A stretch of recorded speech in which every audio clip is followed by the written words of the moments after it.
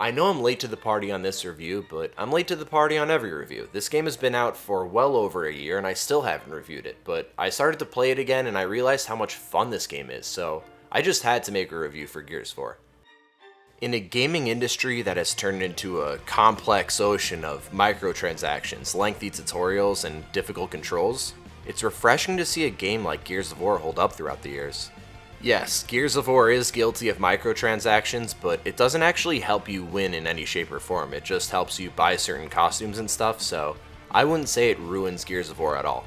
The shooting genre has become beyond saturated, but I keep going back to Gears due to the simplicity within its gameplay.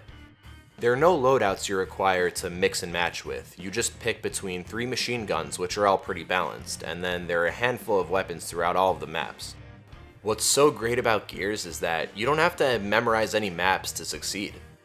In contrast to its competitors, Gears of War rewards aggression. You may have the upper hand when in cover, but it's very difficult to actually hide, making camping almost impossible. All the maps are pretty well designed. There's always an opportunity to flank someone if they're only looking at one direction and trying to just hold down one aspect of the map, so even from that aspect, it's always easy to strategically find a new way to get to your opponent. This is such a breath of fresh air to me because in games like Call of Duty and now Fortnite, it's impossible to play one match without seeing players camping, and I can't really blame them. Those games reward camping. In Gears, I just run in and let my shotgun do the talking. The Gnasher shotgun has become a fan favorite and a staple in the franchise. Everyone uses the Gnasher. Although there are long-range weapons that can be effective like the sniper and the M-bar, the Gnasher has always just been my go-to. Gnasher battles can get pretty deep because you need to position your character away from the enemy's line of fire while hip-firing accurately enough to tear your opposition to shreds. It is beyond satisfying to kill in Gears of War. Timing and positioning is the name of the game here. Within every multiplayer mode, but especially within Team Deathmatch, teams will work to control the power weapon locations. Most maps have an explosive gun like the boom shot and then a long range weapon like the sniper. The teams that control those two spots the most often usually end up victorious. This is still the case even in matches like King of the Hill, where you're not necessarily required to get more kills than the other team. When you get your power weapons, you can strategically use them to your advantage, despite what mode you're on. The cover system within the Gears franchise has led to a lot of mixed perception.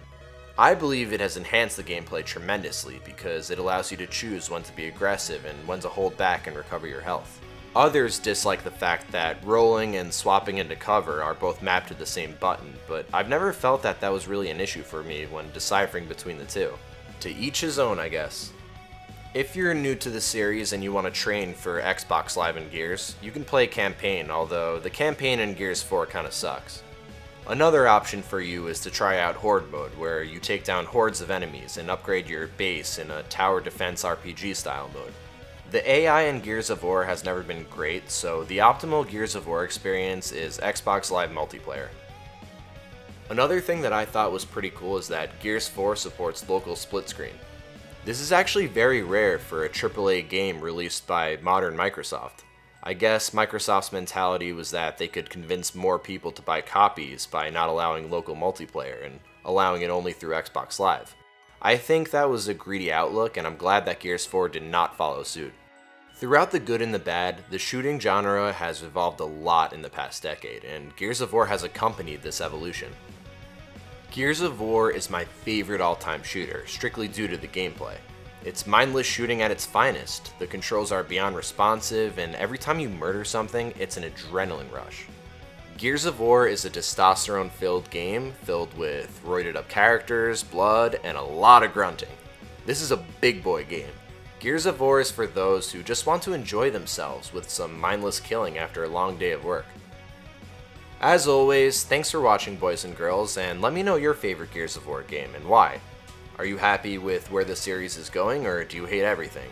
E3 got me pretty excited, and I'm looking forward to where we are all heading, so let me know what you think about where the Gears franchise is heading.